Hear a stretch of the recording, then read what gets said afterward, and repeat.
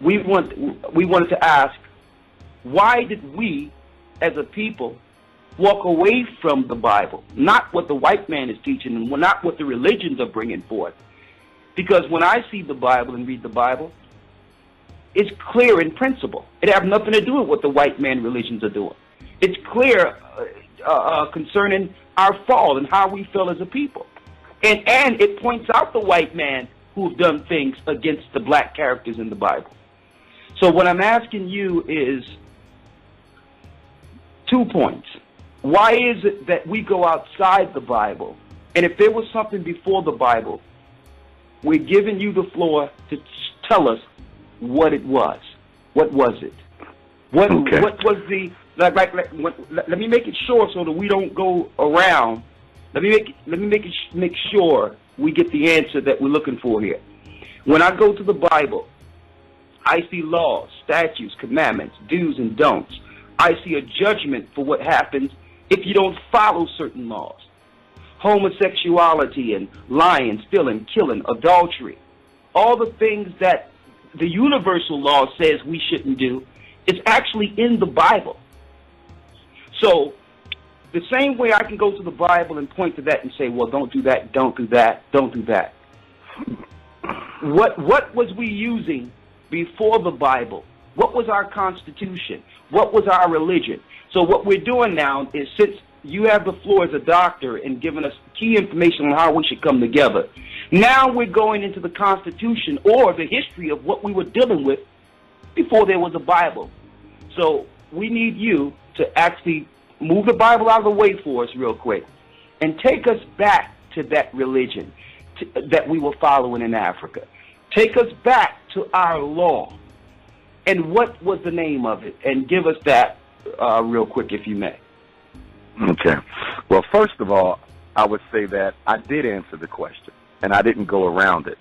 Second, I would say that it's important to understand that there's no law in the Bible that was not there before the Bible. From an African cultural historical perspective, the Bible is a plagiarized book because nothing in it is original. It simply borrowed from the spiritual cosmology that predated it. If you look at the laws of Moses, the Ten Commandments, those were borrowed, okay, from more than 142 positive confessions that come out of the Nile Valley spiritual code. So it's not to negate anything in the Bible, but to understand that the Bible is nothing more than a composite of pieces, okay, of spiritual doctrine that predated it. As far as what the religion was called, it's important to understand that really calling spiritual consciousness from an African context religion is inappropriate, because technically we had no religions. We had spiritual culture. So when we look at the spiritual science of Kemet, okay, of Asar and Aset and Asaru, that was a part of the culture of the people. It was not separate from their worldview. It was not separate from their family structure. It was not separate from the economic order. It was culture. So there was never a separate religion. So when you're born into the culture. You don't have to get baptized. You don't have to take a shahada. It is just a part of who the people were. And now keep in mind now, when you look at the chronology of the Bible or Jesus Christ, you're looking at 2014 years ago. Okay, that is really very late in human history. So my issue would be, why would you need something so new when you already had so much rich cultural heritage that predated that? In terms of the text, if you're looking at, the text, the book of coming forth by day and by night, the teachings of Ptah-hotep, and of course, we know that many of the libraries in Nile Valley culture were burned, but a lot of those texts did survive. And if you were to collect all of the surviving texts upon which ancient African spirituality was based, you would end up with a collection of literature that is much more larger and much more vast than the Bible itself. You have the 4 Gospels, and then, of course, you got the Old Testament, but that is very small compared to the text available from which it was borrowed. So the issue is not to say that the information in the Bible is incorrect. Much of it is correct. There's also a lot of incorrections, too.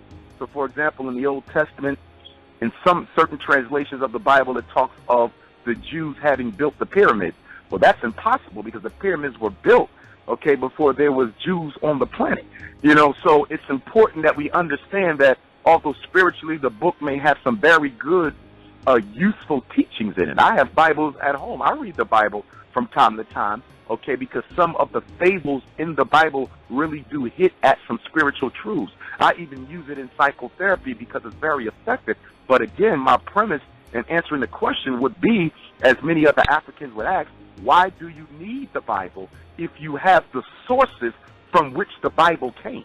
Okay, whether we're looking at spirituality in Ethiopia, whether we're looking at spirituality in the Sudan, whether we're looking at it in the Dogon, whether we look at it in South Africa, a very rich spiritual tradition, research which shows is almost as old, if not older, than the spiritual tradition of Nile Valley culture. Me, myself, I study the system of Ifa coming out of the Yoruba of West Africa. But I guess, let me say it this way. Your relationship with the Most High God is not predicated upon you accepting anybody's version of reality, nor is it predicated upon you believing in any type of fairy tales or stories or historical chronologies whatsoever. So, for example, if I'm trying to build a relationship with the Most High God, first of all, I don't have to be taught morality. Morality is put in your soul when you come into this world. An aspect of God is within you. That's the God within. As Jesus said, the temple of God is within. That's within you. Morality is in you. You know when you're doing right, and you know when you're doing wrong. You don't necessarily have to be taught that. That is a basic human attribute. But in building a relationship with God consciousness, I don't need to believe that Jesus was the Son of God. And I don't not need to believe it. I don't need to believe in Abraham. I don't need to believe in Muhammad. I don't need to believe in Moses. I don't need to believe in the parting of the Red Sea. Your relationship with God is a spiritual process. It has nothing to do with intellectual acceptance of historical narratives. So as a critique of organized religion, and this is my position, one of the weaknesses of it, one of the criticisms I would have, and I say organized religion because I'm not singling out the church, this goes for any organized religion, is that it teaches people that they have to believe in stories that don't have anything to do with their current reality as a prerequisite to building a relationship with God. So I have to believe Muhammad was God's prophet before I can begin to build a relationship with the Most High. I have to believe that Jesus Christ died on the cross for my sins before I have to build a relationship with God. And I'm saying that is false, that is inaccurate. Whether it's historically correct or not is irrelevant. So some people would get into an argument on whether Muhammad was a prophet or whether Jesus was the Son of God. For me, that discussion is irrelevant because whether he was the Son of God or not, whether he died on the cross for my sins or not, that, from a spiritual context, doesn't help me build a relationship with the Most High. I'm going to have to do that on my own through prayer, through fasting, through meditation, and through contemplation of spiritual texts that personally resonate with me. So for me, I would have to say that we don't need the Bible to build a relationship with God. And I would also say that although I'm understanding where you brothers are coming from, I think also y'all have a responsibility of making sure the religion you belong to is cleansed of any of the political dirt that is heaped upon it, because people who ascribe to it are injecting teachings that are not necessarily in the best interest of African people. See, my goal is to resurrect my people. Let me finish my statement. Okay. Can I finish my statement, my brother? I'm gonna let you finish, but you go on to... Give me 5 seconds, my brother. I'll give you 5 seconds, but I'm going to stop. Can I have 5 seconds? Go ahead. We're wasting 5 seconds now. I was going to say that my goal is to resurrect African people, not force the Bible down their throats. Okay. Are you finished? For the moment. Okay. What we're trying to do, getting back to the original premise that we were speaking of, we're trying to preference things and go directly and answer direct scenarios based on the question. And the reason we have to do this, you understand, is because of time restraint. So I'm just asking you to be mindful of the time constraint, the fact that we do have a program that have certain minutes so that we can keep things preference to what we're asking, it would be highly appreciated. I understand that, but the brother said you guys were on until 9 o'clock, and if we can't finish the conversation, I'll be more than willing to pick it up at another time. But I'm very responsible for the people listening to the show, and I don't want to shortchange them by not giving a full answer to the question being asked. Brother, let me speak real quick, because I think that what we're dealing with here speaks to why we can't come together. Why our people, we talk about the things of coming together, but when you put the discussions on the table and say, well, let's just deal with this for one moment. Now, the example I'm giving you, brother, is that we don't really want to discuss what you don't believe in the Bible. You understand? Because I understand. Maybe you shouldn't ask questions about it then. Okay. I don't have a problem with that. Maybe we shouldn't be talking about the Bible, but you're not going to unify people around the book that has historically oppressed them. Hey, brother, I'm not trying to be argumentative here. I'm just... We're not arguing. We're having a conversation. Okay, well, if we're going to have a conversation, you have to let me speak, then I'll let you speak. Okay? Now, going back to the original question so that we can actually get to what we need as a people to come together. I just want to correct one thing that you spoke of concerning the Bible, because maybe you didn't know that was incorrect.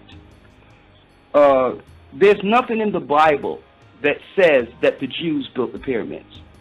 That's not in the Bible. That's not true. In certain early editions of the Bible, and this is a fact because I even have one in my own possession, it does say the Jews built the pyramid. Now, there's more than 325 different versions of the Bible. So your version might not say that, but there's versions that say it, and I own one. I own one of them. Okay. This is what we're going to do then, brother. Instead of us talking about the Bible, let's move on to something that's more productive for our people than religion, because that's not it. Brother, I'm going to ask you again, to be respectful. All right? I'm going to ask you. Being respectful, but when you make a statement, like you're going to correct something that I said, which you're not correcting, because what I said was not incorrect. Brother, okay. All you can give is your opinion, but you can't correct me. Brother, if you want to be argumentative. We're not going to be argumentative, but if you have an issue with someone disagreeing with what you're trying to push, then we can discontinue the interview if that's what we need to do. Now, I'm interested in having a conversation. Brother, but we ain't going to talk about religion all night. I'm done with religion. Can we talk about things that are more progressive? I don't want to have a conversation about the Bible. That's not where we are. Okay. Let me finish my statement here. If you make a statement and we ask you to prove it, then just prove it so that the audience can actually get the information and run with it outside of any of our ideology. Now, what I'm asking you is, if there is a Bible that says that the Jews built the pyramids, I just need you to put it out there to what that Bible is so that we can all come together and research it and corroborate your information that's written. So the only thing I'm asking you before I go on is, what is the Bible that says that the Jews built the pyramids? What is the Bible? I have it in my library, and I would need to find that. So you don't have that? That's not a problem. That can be done. I don't have it in my hand. It's in my library. My books on the Bible are not at the top of my list when it comes to gathering my books. So that it's not at my fingertips, but it's in my library here. Yeah. This is what I'm asking you. It's also been quoted in numerous books that deal with biblical history and inconsistencies. So you don't necessarily need my Bible. This has been discussed by Dr. Ben as well as other scholars in terms of the accusation that you I'm asking you, sir, I'm just asking you. At this point, just answered you. Well, I'm going to answer back. At this point, there is no proof on this conversation that you can bring forth right now to say that in the Bible the Jews built the pyramids. There's nothing you can't bring right now. You can bring right now. Yes, it's in my library. Yes, I can. But listen to me. Listen, I want to make sure I'm clear, brother. I'm not wasting time trying to prove anything for or against the Bible. I'm in the process of trying to build a school for our kids. I could give a damn what you believe or don't believe about the Bible. That is not a priority for Dr. Umar Johnson. I will not be wasting my time on that, brother. I am so far beyond that. That was a 10th grade conversation. That is not a conversation I'm having at this point in my life. Thank you, brother. Thank you. I do not debate religion at 40 years old. That is played out. That's something we did in high school. I'm not doing that at this age. We should have been graduated from that. Sir, you will not bring black people together under religion, Mr. Johnson, and you should know that. Mr. Johnson, I got that. Now let's go. The next point. The next point outside that. I need you to preference for the brothers and sisters what we were following in Africa. And what is that religion or what is that ideology? I just answered that in my last conversation. Religion did not have a name because it was not religion. It was culture. The worship of one of the first deities on earth was the worship of Ptah, P-T-A-H, and Nile Valley culture. Predates the Bible by millions of years. Okay. We didn't have formal religions that we got. That is an invention. That is an invention of invaders. Okay, brother. I'm just trying to... Are you aware of the Nicaean Council, brother? Are you aware, of the Nicaean Council? Sir, and in 325 A.D., when Emperor Constantine came into Nile Valley and kidnapped the African priests and priestesses, Mr. Johnson, and fabricated the Bible from the original African spiritual teaching. Hey, sir, that's fine. What I'm going to ask you now, you answered. I got a quick question for you. I got a quick question. Sir. No. I need to ask you this. I need to ask you this to determine whether or not we need to go on. No. Mr. Johnson, don't ask me anything until... Are we going to be discussing anything other than your Bible? Yes. Can we get to that? I'm not interested in religious conversations, brother. I'm really not. Sir. I'm going to say something. Is that good?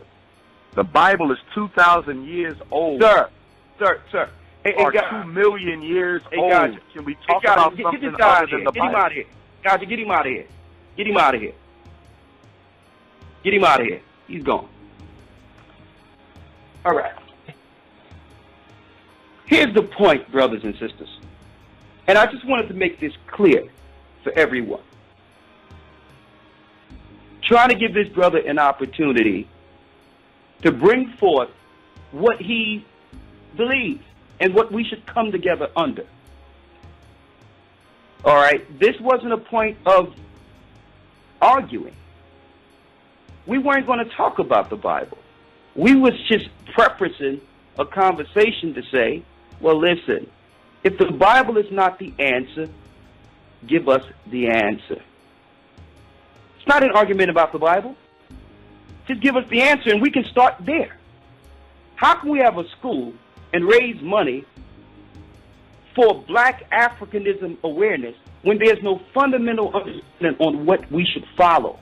What is the information? So the brother began to talk around it because there is no answer outside of the Bible. There is no answer. No matter how articulate you can put together what your ideas are and what you believe. And one other thing that I'm seeing is that I'm sure, and I'm almost positive, brothers are afraid to bring out exactly what they're following and the gods you must worship to follow them. For instance, the question was crystal clear that Elder Brother Gaza asked.